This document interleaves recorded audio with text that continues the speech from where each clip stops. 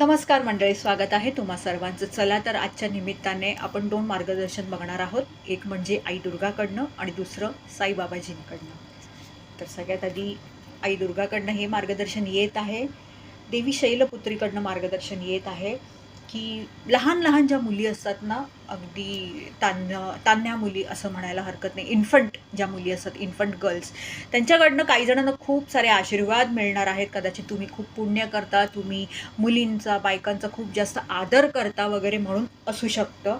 आणि काहींसाठी हा संदेश असा आहे, की तुम्हाला जर मुलगी हवी असेल, तर त्यासाठी सुद्धा देवी शैलपुत्री तुम्हाला आशीर्वाद देत आहे. तर नक्की हा संदेश क्लेम करा, हे सांगू इच्छिते. इथे मी अजून एक संदेश घेऊ इच्छिते. तर संदेश आहे सती देवीकडनं, your devotion and sacrifice will be remembered.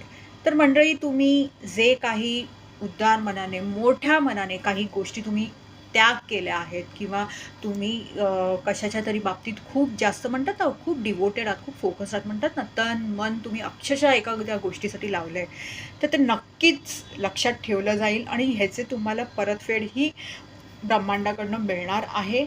तर असं समजू नका, की मी हे मोठ्या मनाने हे केलं आहे, त्याग केलं आहे, अगदी तुम्ही खूप दुःखात आहात, हे आहात, ते आहात. नाही, हे बघितलं गेलेलं आहे वरच्याने. तर हे सांगण्यात येत आहे. चला बघूया साईबाबा आपल्याला काय सांगू इच्छित आहेत. Divine timing.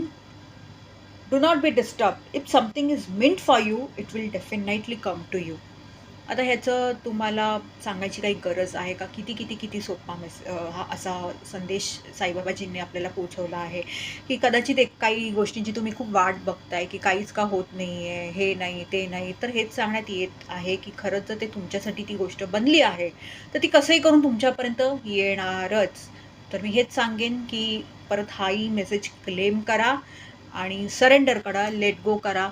पण मी हेही सोबत सांगेन, की तुम्हाला जसं तुमच्या तऱ्हेने जमतंय, तसे प्रयत्न करत राहा. त्याच्यावरती काम करत राहा वगैरे. नक्कीच तुमच्यासाठी जर बनली असेल ती गोष्ट, तर ती तुमच्याकडे येणारच. पण उगाचच्या उगाच टेन्शन वगैरे घेत बसू नका, हे सांगेन. धन्यवाद.